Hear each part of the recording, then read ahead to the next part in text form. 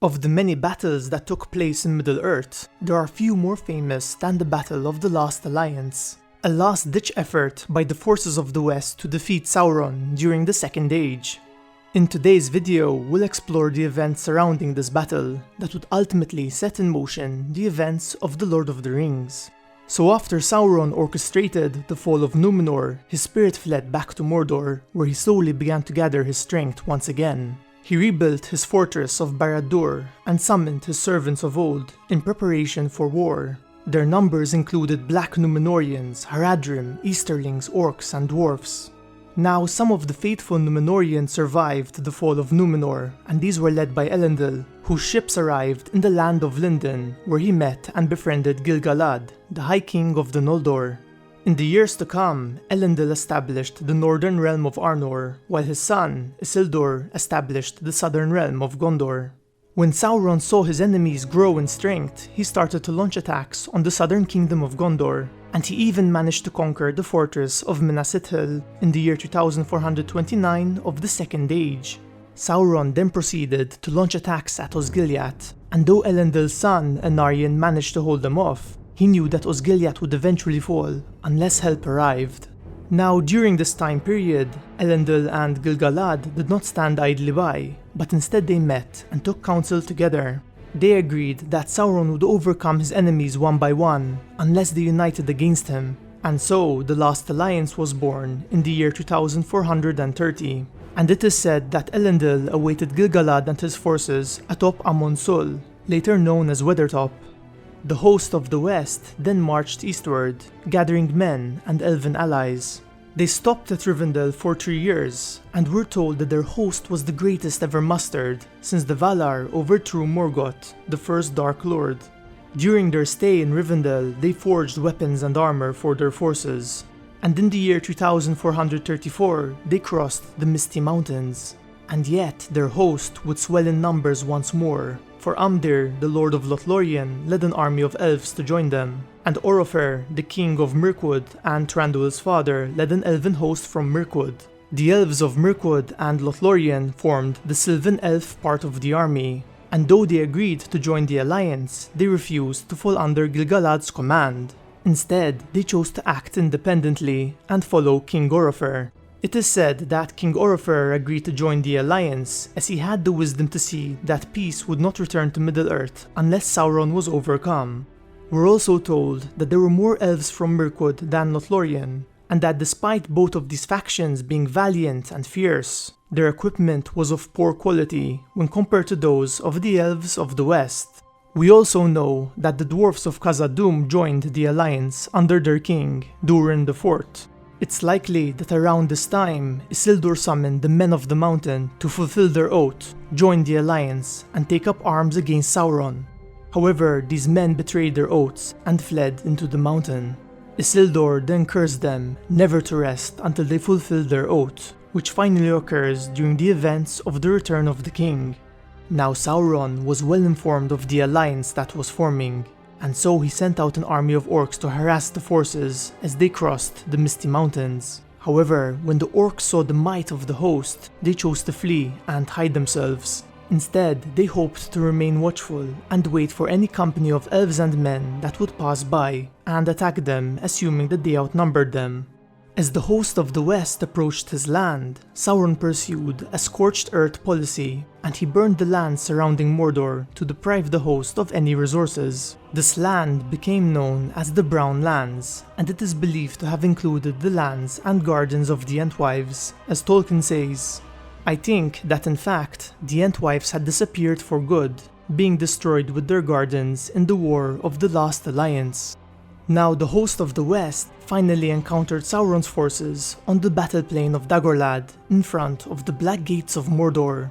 The men of Gondor and Arnor were under Elendil's command, who was under the supreme command of Gil-Galad, while the Noldor and Sindar elves were under Gil-Galad's direct command. Gil-Galad was also accompanied by his banner carrier, Elrond, and Círdan the Shipwright, a veteran of the First Age who was present during the final battle against the first Dark Lord, Morgoth. The Sylvan Elves, those hailing from Mirkwood and Lothlorien, were under King Orofer's command, and they acted independently from the main host.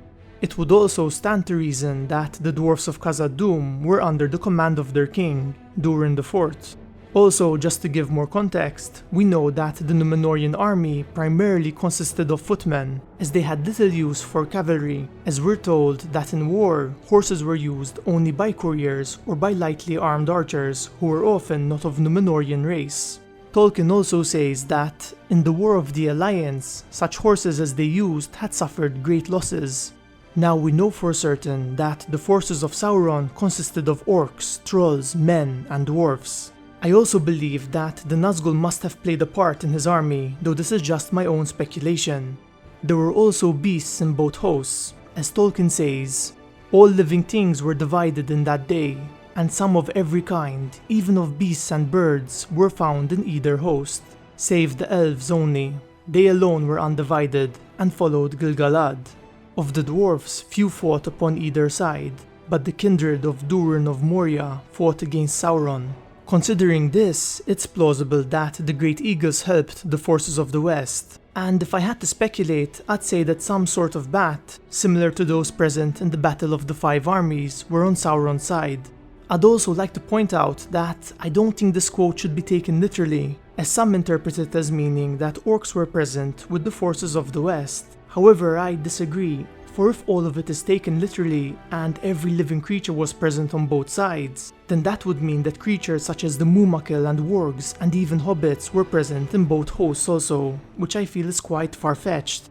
Anyway, as the hosts readied for battle, King Orofer charged, and he was followed by the Elves of Mirkwood and Lothlorien before Gil-Galad gave the signal to advance. Thus, his forces and those of Amdir were cut off from the main host of the west, and they suffered significant losses, being driven into the dead marshes. Both King Orofer and Amdir perished in this assault. However, Orofer's son, Thranduil, survived, and he led what remained of their forces.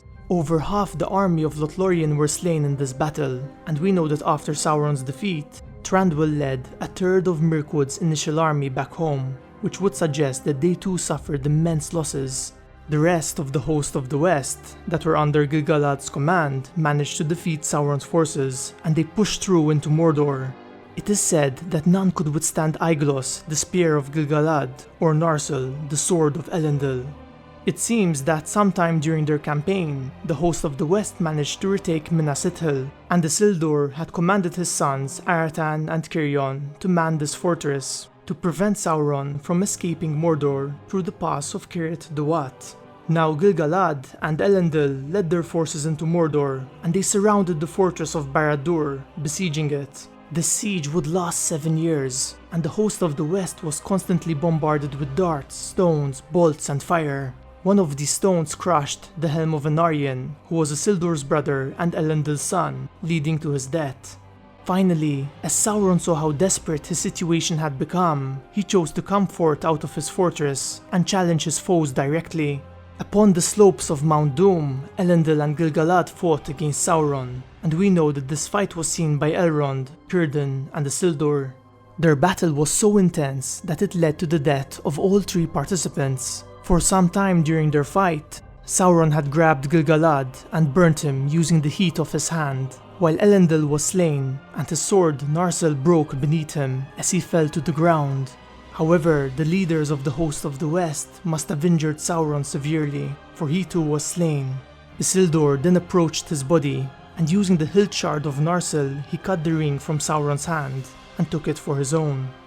Sauron's defeat marked the end of the Second Age, and most of his servants fled, though some of the men that followed him turned away from evil and became subjects of Isildur, while others remembered Sauron and their hate for the West. Since they were victorious, the host of the West finally set off on their journey back home. It is said that Thranduil led what remained of his people back to Mirkwood, and that the orcs that Sauron had sent out to the Misty Mountains saw Thranduil's depleted army, and they assumed that their master had been victorious. The Tower of Barad-dûr was destroyed and brought to the ground, though its foundations remained since they were built using the power of the ring, and they wouldn't cease to exist until the ring was destroyed.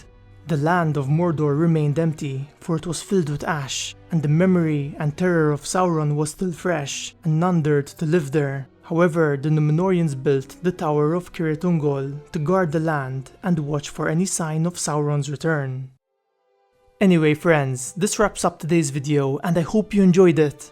I'd like to thank all my patrons and my viewers for the patience they've had while waiting for this video. I really appreciate it. As always, if you can, leave a like, cause it helps this channel immensely, and subscribe to join our fellowship today.